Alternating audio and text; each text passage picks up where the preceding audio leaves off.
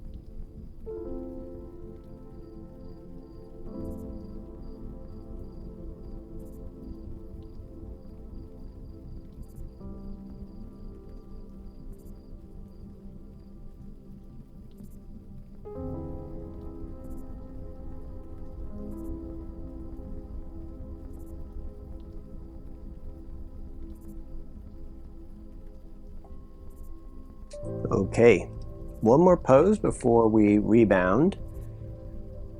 So dragonfly. Okay, the legs are straight and wide. Feet can flex or point in any direction. Feel free to use support. Feel free to sit on something. And we're just going to come forward and down. And we want to feel the stretch in here, the groin, the inside of the thighs.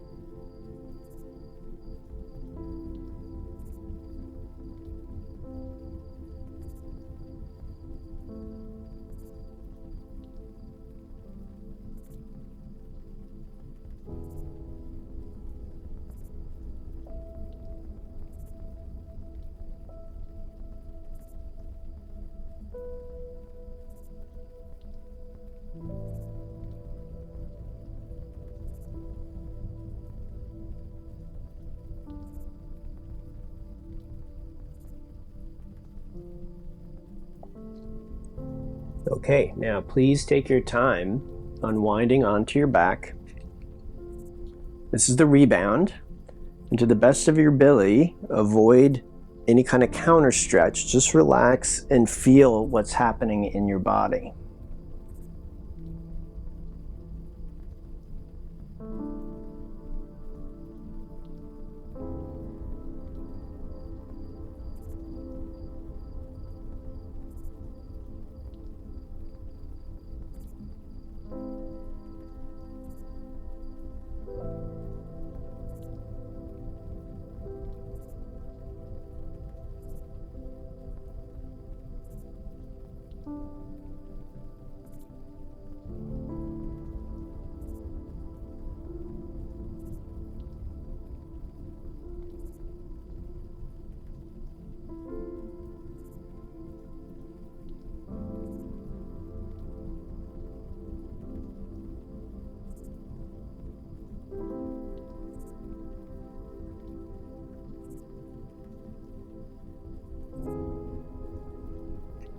Okay, let's counter stretch. This is the leg cradle. We bring the legs in and just create a little bit of movement. The movement is yang in nature, and the postures are yin in nature, so they balance one another out.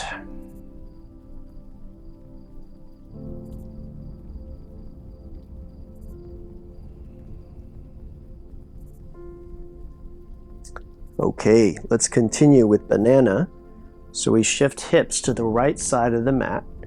It's important that you keep this hip close to the ground. So this is not the pose we're doing.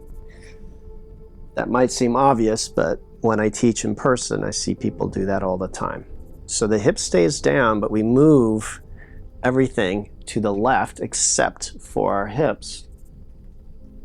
This pulls our ribs away from our pelvis, and that creates a stretch in the obliques.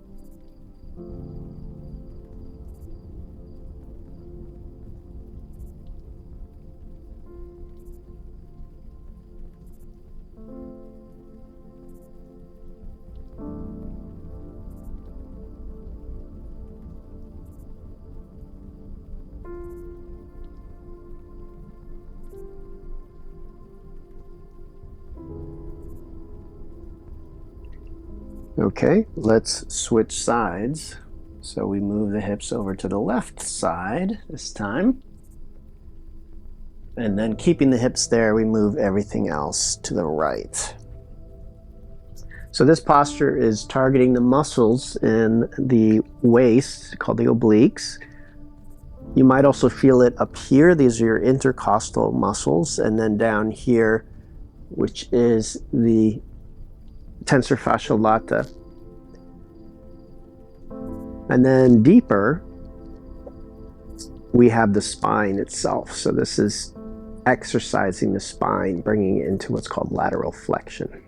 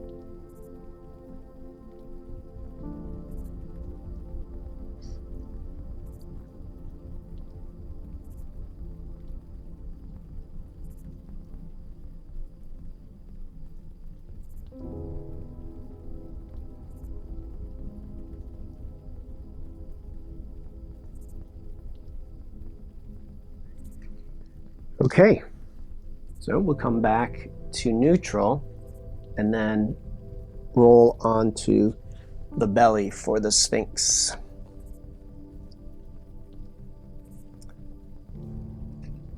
So Sphinx is a back bend. It's pretty mild but very effective for most people. You want to feel a little bit of compression in your back.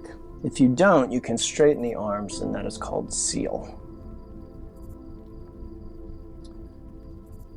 The variations for both are identical. So the head can be held up, which is more or less neutral. It can be dropped forward, and this will stretch the muscles that attach to the occipital ridge, which is the base of your skull. These muscles run down into your neck, shoulders, back, and even the front of your chest. The head could be dropped back, and this is said to stimulate the thyroid, which is a gland. The legs can be together. They can be wide apart or anywhere in between those two positions. And some people find that squeezing their buttocks or their thighs is helpful for helping feel stable in their spine or comfortable with what's happening in their spine. So you can experiment with that as well.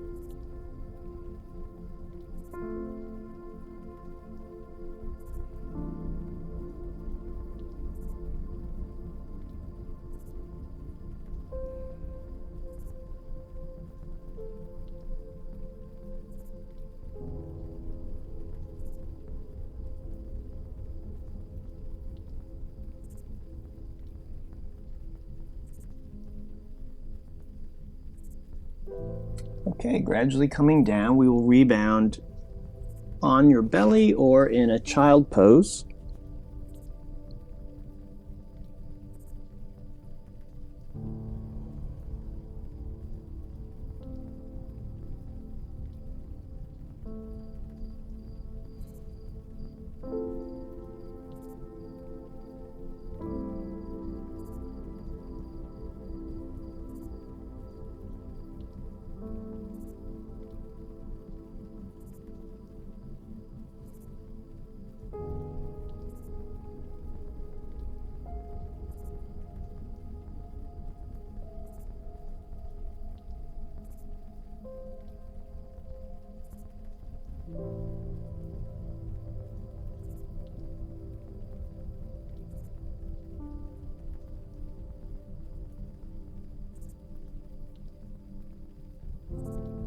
Okay, from here we press back to tabletop and we counter stretch with the bear pose.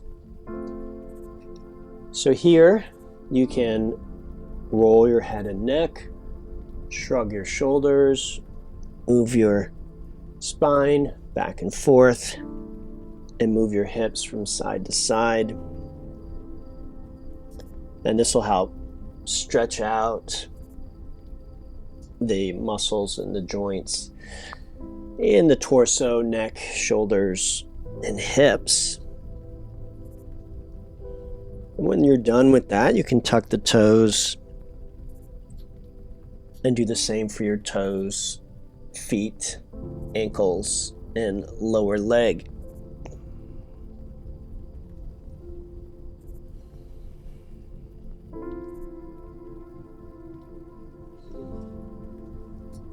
Let's transition to our next pose, which is the sleeping swan.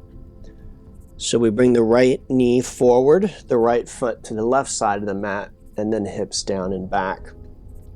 We want to feel it here.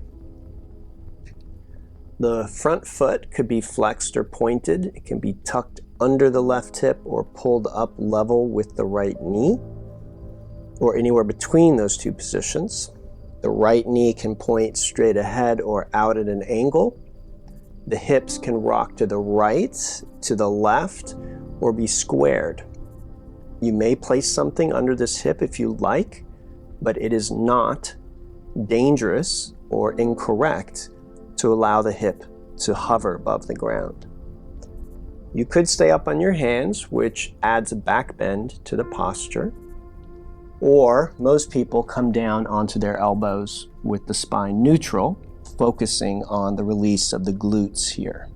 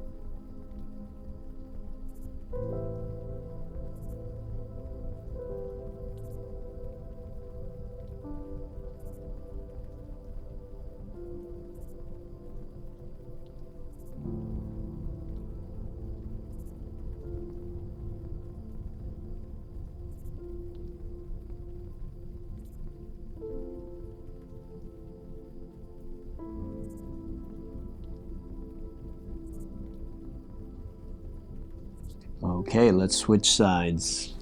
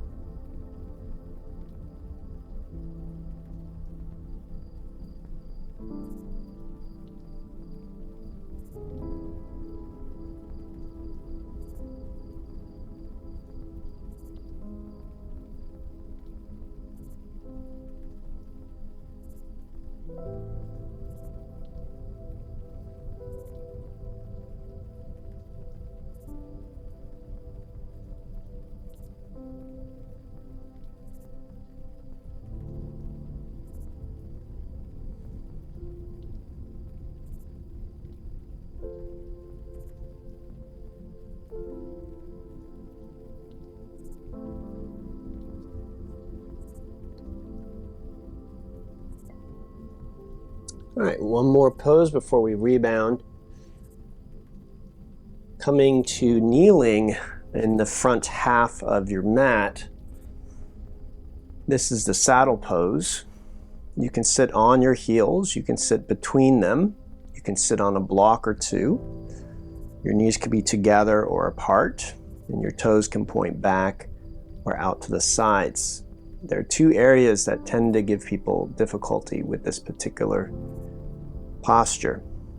The feet / ankles, so if they are bothering you, try different foot positions, and you can add a layer of padding. So a blanket that could be rolled up, which helps with the ankles more, or it can be just flat, which will help with the feet more.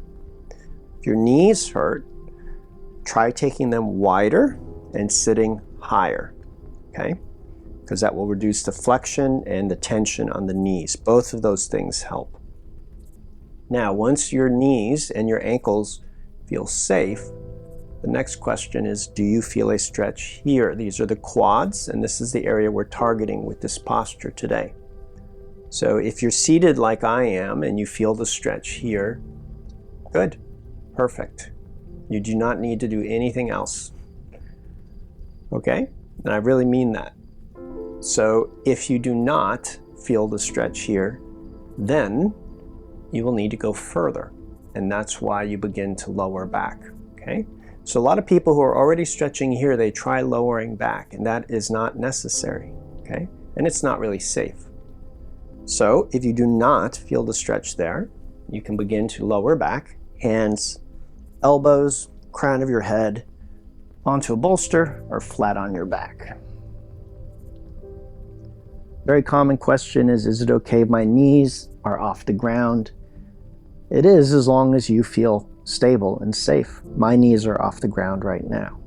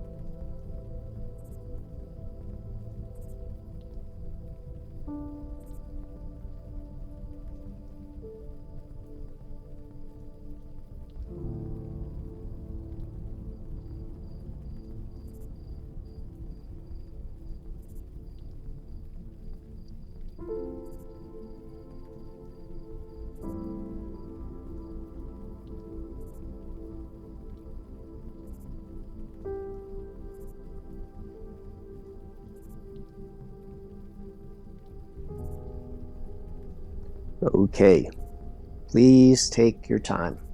There's no rush here.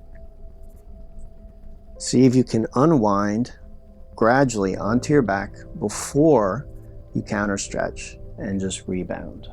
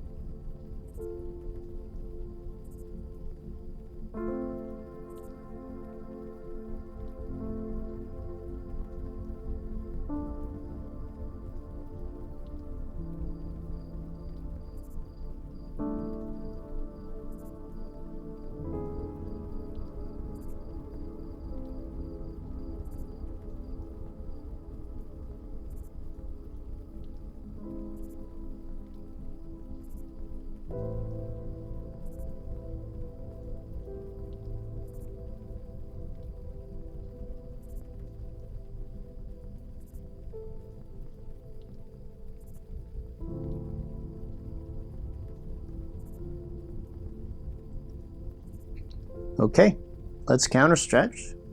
So again, some simple movements usually do the trick.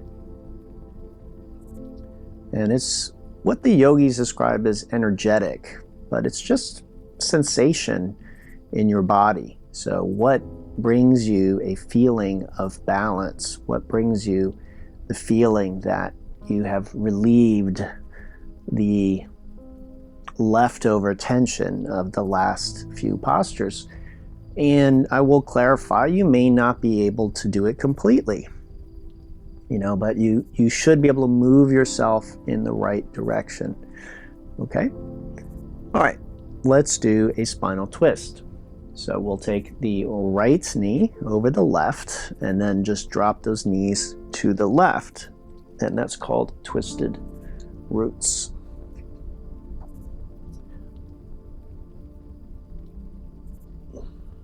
Now, you may want to consider what you're doing with your arms, your head, your neck, your legs. Lots of options. Arms could be straight or bent, palms up or down, higher or lower, symmetrical, asymmetrical. The head can look to the left, can look to the right, it can look straight ahead.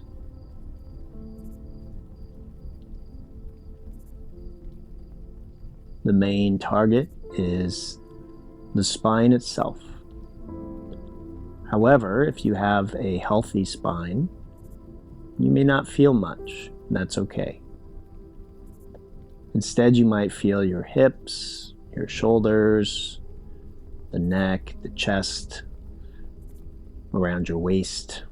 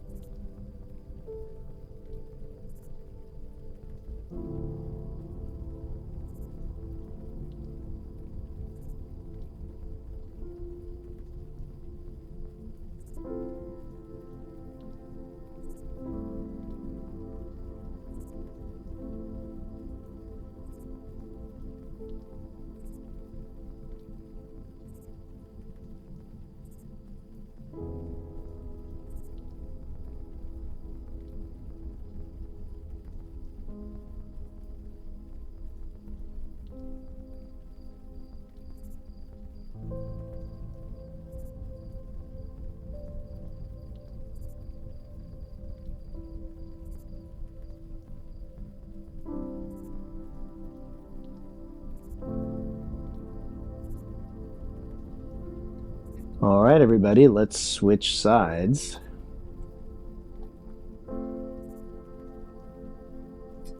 This time it'll be left over right and down to the right side.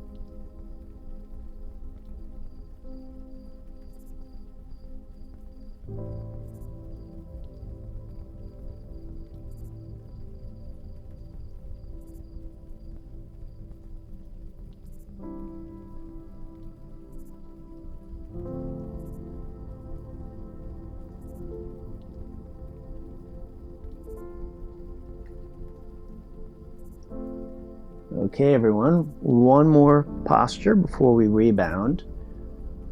So make your way up to seated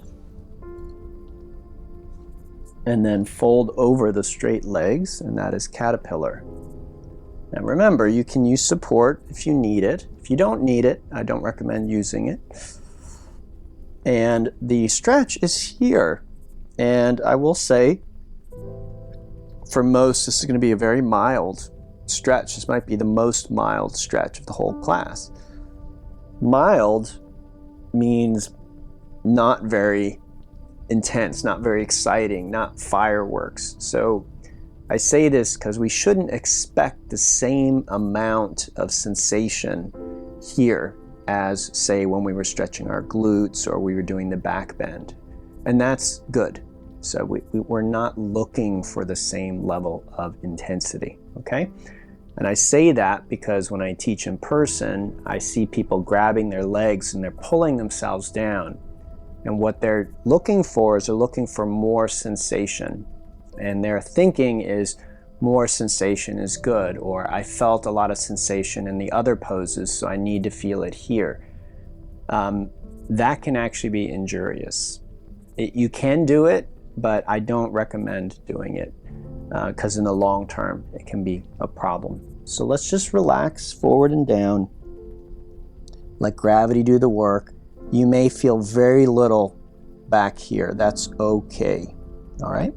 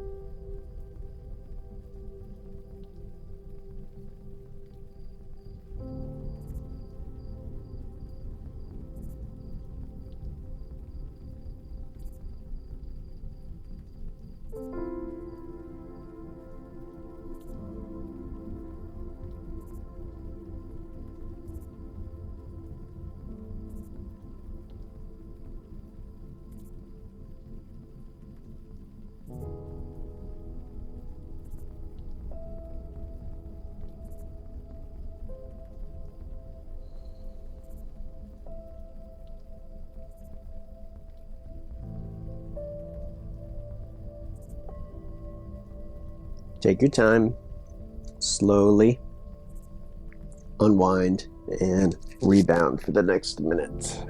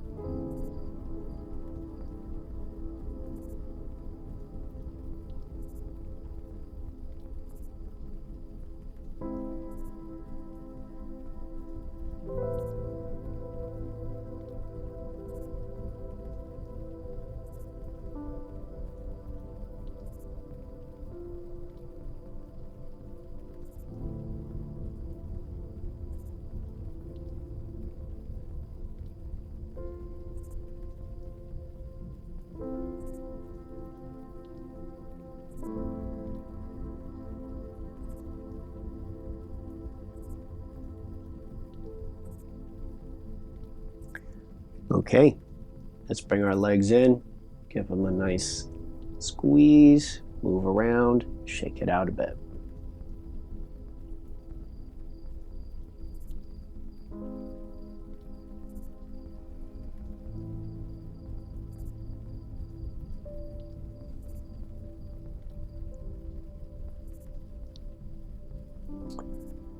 Okay, at this point you have two choices. One is continue your relaxation, what we might call in most yoga shavasana. So you could relax for 5 or 10 or even more minutes. The other option is to get on with your day. The rebound in yin yoga functions as little miniature rests, miniature shavasanas. And so, at least the way we practice today, it's okay if you want to get up and get on with your day. All right, everyone, I want to thank you for joining. I hope you got a lot out of today's practice. If you had difficulty, please reach out, let me know, and I will try and make some suggestions. Otherwise, until next time, namaste. Have a great day.